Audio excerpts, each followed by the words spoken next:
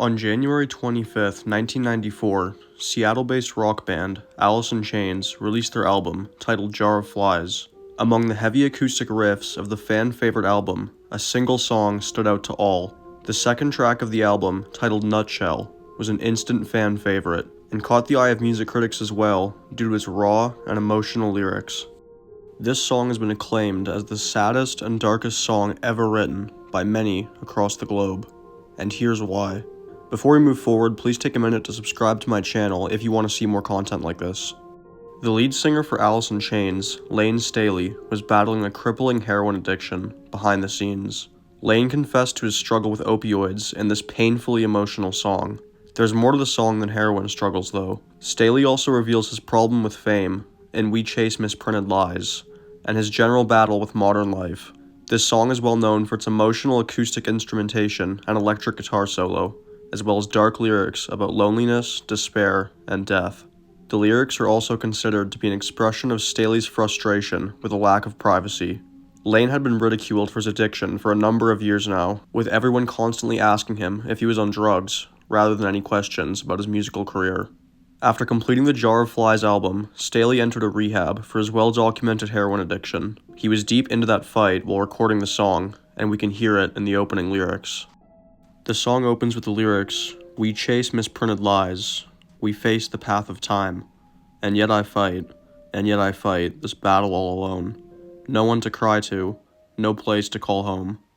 The grunge era of the 90s was largely a reaction to the 80s, which were seen as a decade of conformity, soulless corporatism, and formulaic music. The spirit of the 90s youth was a refusal to submit to the machine, and not in a political sense so much as a personal and spiritual one. Staley embodied that, with the lyrics, "If I can't be my own, I'd feel better dead." It was Staley in a nutshell, but it was also the 90s in a nutshell.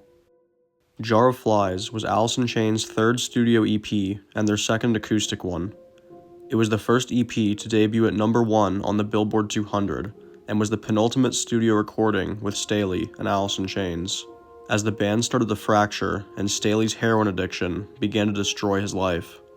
It's also likely that this song is about going through life's path. We face the path of time, and believing things that aren't true at some point in our lives. We chase misprinted lies. It is also said that at one point or another, you could wind up without any friends. And yet I fight this battle all alone. No one to cry to, no place to call home. You will have to do some things in life without any guidance. Alice in Chains opened their April 10th, 1996 MTV Unplugged show with this song. It was an emotional performance because it was the first time they'd played together in over 2 years, and because Staley was suffering the effects of his long battle with addiction. Some have even described it as Layne performing at his own funeral, as this would be his last mainstream televised appearance, and the last thing most people remember him doing. Staley delivered one of the most heartbreaking vocal performances of his career. At this point in his life, heroin had beaten Staley to his knees. The lead singer walked out looking rail thin, missing most of his teeth, and looking utterly exhausted. In spite of this, he gave the New York crowd a truly haunting experience as he walked out to a massive eruption of cheers and applause, where without pause, he immediately started singing Nutshell. This performance set off a mini resurrection for the band, as they went on to play The Late Show with David Letterman and 4 shows with Kiss, but ultimately led to Staley being found nearly dead from a heroin overdose after his final performance with Alice in Chains on July 3rd, 1996, in Kansas City, Missouri. Nutshell took on a new meaning after the singer Layne Staley died tragically in 2002. When you listen to this song today, it's difficult not to think about his death, and lines like "I'd feel better dead" are positively chilling. This ballad was never a single, and it sounds unlike their popular works from this period, but it touched a nerve with fans and remains one of their most famous tunes.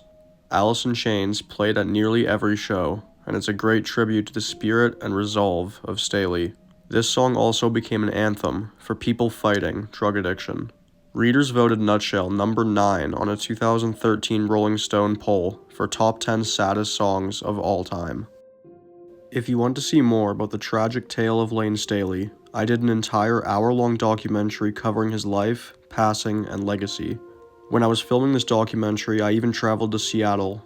I went to Layne's final home, and tried to experience what he experienced in the last years of his life. I've put the video in the description below, so check it out if you haven't yet seen it.